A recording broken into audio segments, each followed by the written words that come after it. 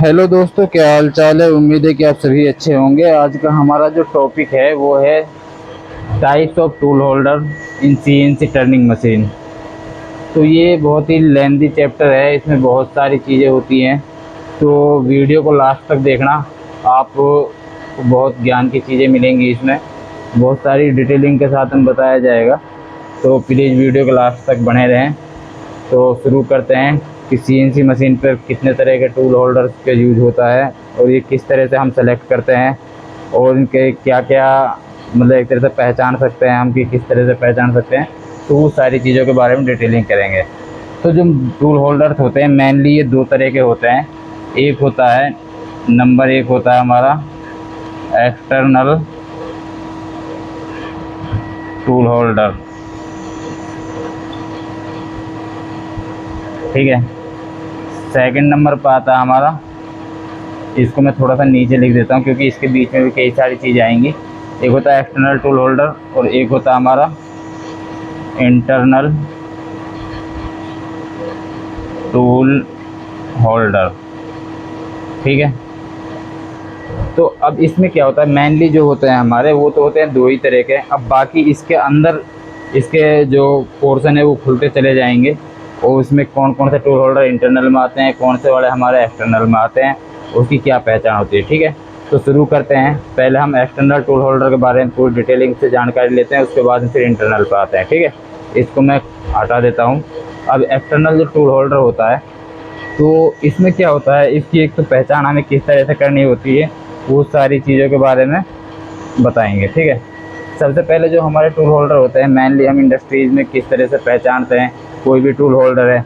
और उसके क्या होता है, एक तो उसके जो उसकी शेप है, उसके इंसर्ट की शेप है, उसके हिसाब से पहचान करते हैं कि जो अगर मान के चलो टी एन एम जी का टूल होल्डर है या WN-MG का टूल होल्डर है, ये हमारा उसका है जो भी VNMG का है। तो एक तो हमारा शेप के हिसाब से होता है, ठीक है, शेप ऑफ टूल होल्डर, ठीक है। सेकंड नंबर पर आता है हमारा उसका शैंक का साइज, ठीक है, शैंक साइज, ठीक है। और तीसरे नंबर पर आता है हमारा, जो तीसरे नंबर पर आता है वो हमारा होता है टूल की डायरेक्शन को डिसाइड करते हैं कि वो किस डायरेक्शन का है। तो इसको हम एक तरह से बोल सकते हैं हैंड ऑफ टूल होल्डर, ठीक है। अब इनके बारे में हम जानकारी लेंगे, ये तीनों चीज़ों को डिटेलिंग करेंगे इसके बारे में। तो जैसे मान के चलो हमने पहले बताया था शेप ऑफ टूल होल्डर, तो क्या है इंडस्ट्री में हम मोस्टली तो इसी तरह से देखते हैं कि किसी से मांगना हो गया हमें टी-एन-एम-जी का टूल होल्डर दे दो या WN-MG का दे दो। तो एक तो ये तरीका होता है टूल होल्डर को पहचानने के लिए। मान के चलो हमने ले लिया यहाँ पर टी-एन-एम-जी टूल होल्डर, ठीक है। वैसे इसका टेक्निकल टर्म जो होती है वो काफ़ी कॉम्प्लिकेटेड हो जाती है। पहले इसके बारे में मेनली चीज़ों को समझ लेते हैं, फिर उसके बारे में भी बताएंगे कि इसको टूल होल्डर को इस तरह से जो नाम दिया हुआ है उसको क्यों दिया हुआ है, ठीक है। तो अभी से जो तीन चार तरीके अगर ये समझ में आ गए तो फिर आप उसको पहचान सकते हो जो उसका सीरियल नंबर होता है, तो उसके हिसाब से भी, ठीक है, जो उस पर टूल होल्डर पर नाम लिखा होता है। यहाँ टी-एन-एम-जी का टूल होल्डर ले लिया, यहाँ पर ले लिया हमने WN-MG का टूल होल्डर, ठीक है। यहाँ पर ले लिया मान के चलो हमने VN-MG का टूल होल्डर, ठीक है। या यहाँ पर CCMT या DN-MG, ये बहुत तरह के टूल होते हैं, ठीक है। DN-MG टूल होल्डर इस तरह के होते हैं, ठीक है। एक तो हमारा तरीका होता है टूल होल्डर को पहचानने के लिए, एक तो उसकी शेप को देखते हैं हम कि कौन सी इंसर्ट लग रही है, उसके हिसाब से मेनली इसको यूज में करते हैं हम, ठीक है। दूसरा होता है इसके अंदर एक चीज़ उसका शैंक का साइज़, कि शैंक का साइज़ क्या है।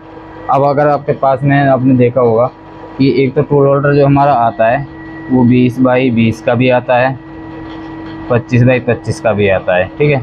तो ये जो शैंक का साइज़ रहता है जिसमें हम टूल होल्डर को क्लैंप करते हैं मशीन के अंदर, ये वो वाला साइज़ है, ठीक है। अब यही टूल होल्डर टी-एन-एम-जी का 20x20 में भी आता है और 25x25 में भी आता है, ठीक है। तो एक इसके अंदर की ये पहचान होती है हमें टूल होल्डर के बारे में कि ये हमारा टूल होल्डर कितने का है, ठीक है। अब तीसरे नंबर पर आता है हमारा हैंड ऑफ डायरेक्शन, या हैंड ऑफ टूल होल्डर की जो डायरेक्शन किधर है। हैंड ऑफ डायरेक्शन में क्या होता है कि जैसे हमारा टूल होल्डर जो होता है वो हमारा एक तो आता है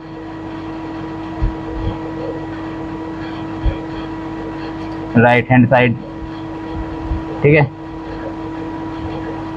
यहाँ पर हमारी जिस तरह से इंसर्ट लगी हुई है ये, ठीक है। एक आता है हमारा न्यूट्रल टूल होल्डर, ठीक है। ये आपकी ये बन गई शेप, ठीक है। एक होता है हमारा राइट हैंड साइड का, एक लेफ्ट का हो गया, एक राइट का हो गया, एक हो गया हमारा न्यूट्रल। तो अब इसमें पहचान क्या होती है, आप किसी भी टूल होल्डर को ले लो हाथ में, उसकी जो इंसर्ट का साइज है, जिधर इंसर्ट लगी हुई है उसको ऊपर की साइड में रखना है, और उसके बाद में उसको देखना है कि इसका जो एंगल है वो राइट हैंड साइड में घूमा हुआ है या लेफ्ट हैंड साइड में है, या ये बीच में है। तो अगर हमारा वो टूल जो इंसर्ट ऊपर रखने के बाद में हमने टूल को सामने रखा, उसके बाद अगर उसकी डायरेक्शन लेफ्ट हैंड साइड में है तो लेफ्ट हैंड कहलाएगा, अगर बीच में है तो वो न्यूट्रल हो जाएगा, और अगर हमारी राइट हैंड डायरेक्शन में है तो राइट हैंड टूल होल्डर बोलते हैं, ठीक है। तो इस तरह से इसके तीन तो ये तरीके मेजर समझ में आगे आ जाने चाहिए, जिससे हमारी बेसिक जानकारी हो जाती है। तो एक तो ये चीज़ हो जाती है, ठीक है। अब इसमें जो दूसरी चीज़ आती है एक और होता है, तो मैं इसको मिटा देता हूँ, आप नोट कर सकते हो, ठीक है।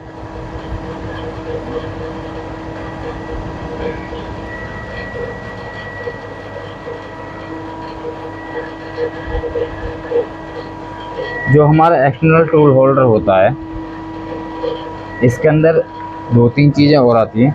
जैसे एक तो हमने इसके टर्निंग के टूल होल्डर ले लिए, अब इसमें क्या आता है, ये हमारे टर्निंग के टूल होल्डर थे सारे।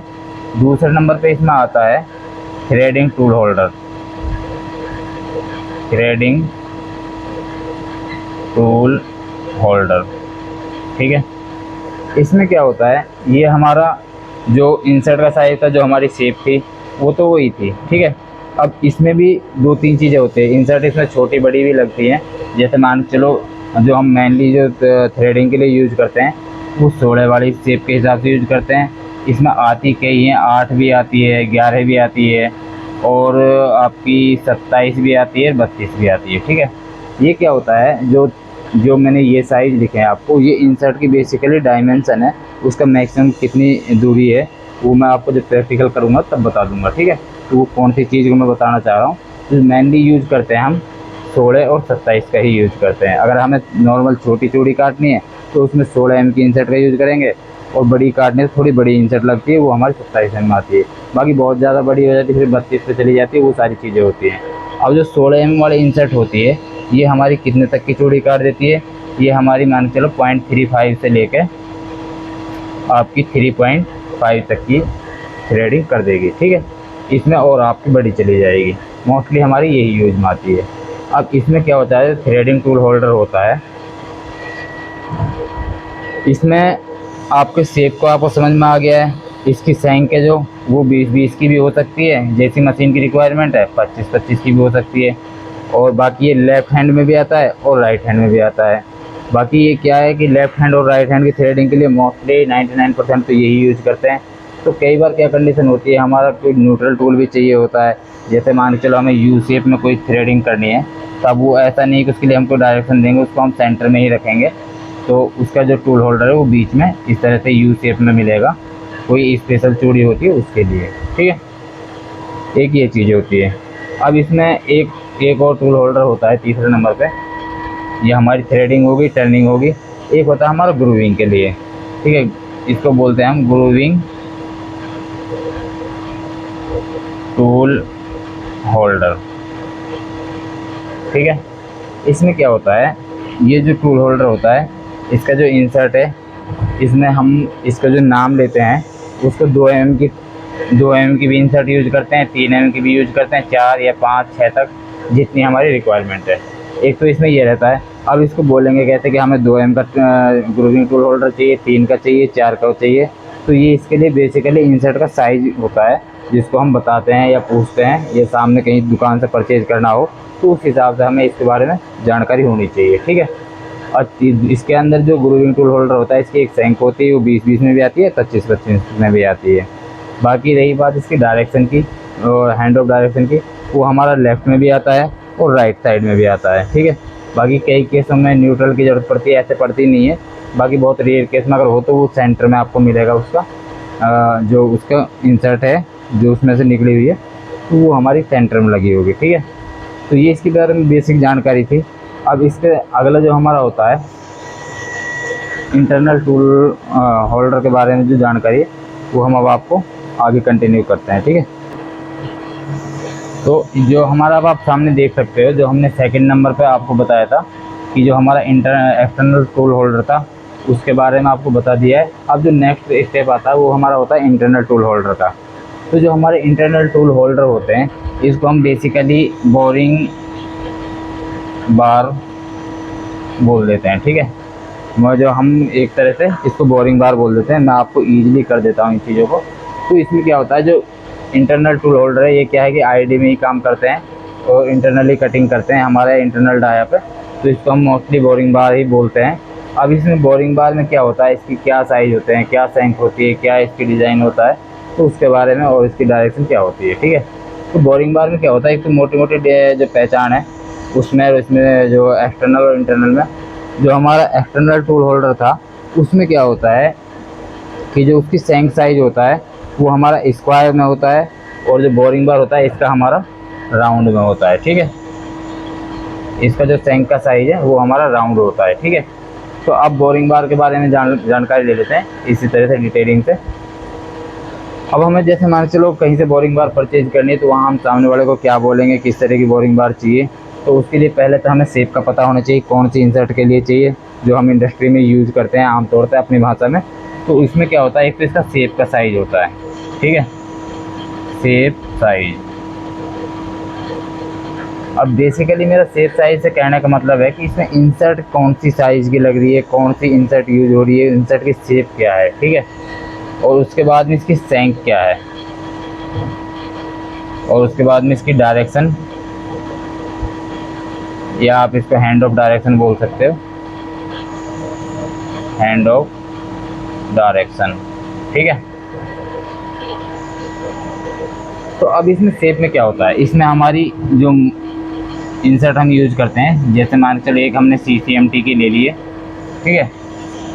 जैसे CCMT में भी यूज होती है बोरिंग बार, TNMG की बोरिंग बार भी यूज होती है, WNMG की भी यूज होती है, ठीक है। इस तरह से बहुत सारी बोरिंग बार यूज होती हैं, VNMG की ले लो आप, इस तरह से, ठीक है। ये हमारा क्या है, इसकी जो शेप है कि हमने कौन सी इंसर्ट बोरिंग बार में लगा रखी है, उसके हिसाब से इसका हमने नाम दिया है, जो शेप का साइज़ है, ठीक है। अब रही बात इसकी सैंक की, ठीक है। ये सारी बोरिंग बार अवेलेबल रहती हैं, और उसमें इंसर्ट का साइज़ भी रहता है कि हो सकता है अब आप मांगने लग जाओ कि मेरे को 8 M की बोरिंग बार चाहिए, वो भी WNMG, वो पॉसिबल नहीं है। तो उसके लिए आपको CCMT की तरफ जाना पड़ेगा।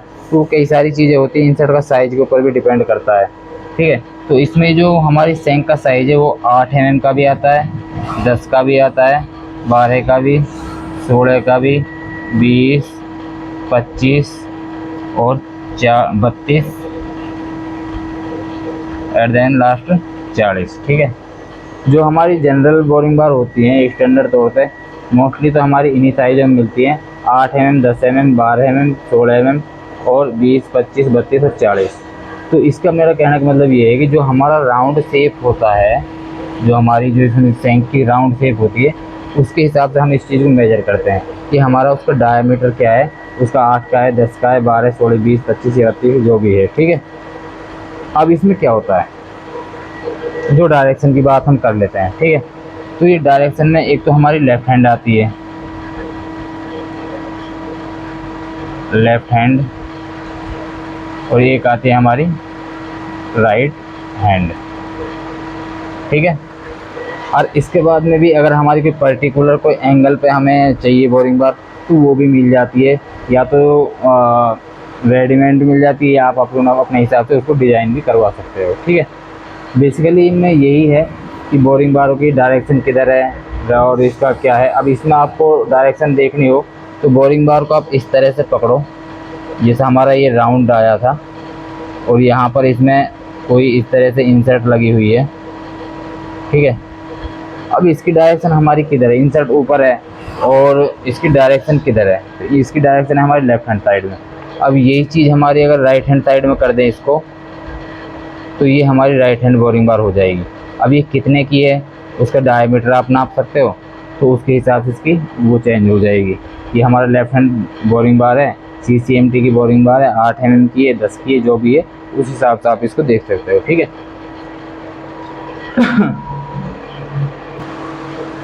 तो दोस्तों इसमें क्या है, एक चीज़ और बच जाती है जो उसके बारे में भी आपको जानकारी होनी चाहिए कि इसमें क्या आता है। एक होती है हमारी जो हमने बताया था आपको एक्सटर्नल टूल होल्डर में जो थ्रेडिंग टूल होल्डर था, उसके बारे में एक जानकारी और देनी थी। तो उसमें क्या होता है, जो थ्रेडिंग टूल होल्डर होता है, तो इसमें दो चीज़ें और यूज में आती हैं कि इसमें हम जो थ्रेडिंग कर रहे हैं तो वो किस तरह की कर रहे हैं, ठीक है। तो इसमें जो होता है इसमें होता है एक हमारी पार्शियल थ्रेडिंग होती है, एक होती है हमारी फुल थ्रेडिंग,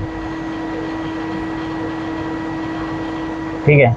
अब इसमें दो टाइप होते हैं थ्रेडिंग के, पार्शियल और फुल साइज या फुल थ्रेडिंग बोल सकते हैं। अब इन दोनों चीज़ों में क्या डिफरेंस है, दोनों चीज़ों में डिफरेंस ये है, पार्शियल थ्रेडिंग होती है हमारी इस तरह से, इसमें क्या रहेगा, आपको हल्का हल्का सा यहाँ से जो ऊपर वाला फेस है ये आपको स्ट्रेट मिलेगा। और ये क्यों मिलेगा, और ये जो हमारी होती है फुल थ्रेडिंग, इससे तो आपको समझ में ही आ रहा है कि आपको एग्जैक्ट जो हमारी रिक्वायरमेंट है या जो हमारा शेप है उसका, उसके हिसाब से मिली हुई है हमें। इन दोनों चीज़ों को बनाने का मतलब क्या होता है और किस तरह से ये बनती हैं। अगर हमारी इंसर्ट है, मान चलो हमारी इंसर्ट हमने यूज करी है 2 mm की, ठीक है, और 2 mm की है हमें थ्रेडिंग करनी थी, ठीक है। अगर 2 mm की इंसर्ट से 2 mm की थ्रेडिंग कर रहे हैं तो हमारी फुल थ्रेडिंग कहलाएगी, ठीक है। अब अगर यही हमें थ्रेडिंग है 2 mm से हमें 1.5 mm की पिच काटनी है, 1.5 mm की थ्रेडिंग करनी है, वो हमारी पार्शियल थ्रेडिंग होगी। वो होगी क्यों, उसमें क्या है, जैसा हमारा ये इंसर्ट होती है, ये हमारी थ्रेडिंग इंसर्ट होती है कोई, यहाँ पर ये थ्रेडिंग इंसर्ट है मान चलो, ठीक है। तो इसमें जहाँ ये कॉर्नर होता है ना, मैं थोड़ा सा इसको मिटा के दोबारा बना देता हूँ सही तरीके से।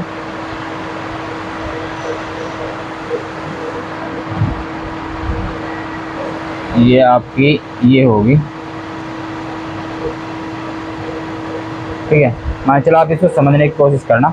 और यहाँ पर क्या है कि इसमें इस तरह से उसके थ्रेडिंग का एज निकला हुआ है, ठीक है। अब अगर हम इसमें पार्शियल थ्रेडिंग करेंगे 2 mm की इंसर्ट से 1.5 mm का साइज बनाएंगे, तो जो हमारा ये वाला पोर्शन है ना, यहाँ पर जो थ्रेडिंग ऊपर साइड रहता है इंसर्ट में, वो वहाँ पर टच नहीं होगा। टच नहीं होगा तो उसमें दो चीज़ें आएंगी, एक तो उसमें बर आएगी और एक उसमें जो ये हमारा थ्रेडिंग का जो ये हिस्सा था ये वाला, ये हमारा फ्लैट रह जाएगा। अब यही केस अगर हमें इसकी फुल साइज होती तो 2 mm से 2 mm काटते तो फिर ये पूरा यहाँ पर इसकी शेप लेते हुए जाता, तो उससे हमारी फुल साइज थ्रेडिंग हो जाती, ठीक है। तो इसके बेसिकली यही फंडा था।